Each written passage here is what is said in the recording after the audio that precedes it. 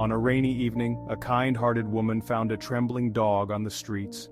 Her eyes red, swollen.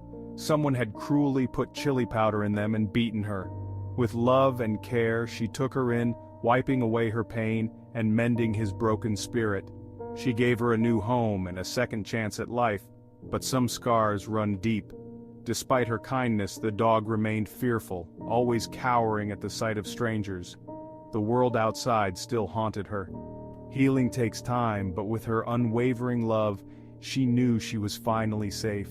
For this little soul, love was the light that slowly chased away the darkness. Sometimes all it takes is one person to make a world of difference.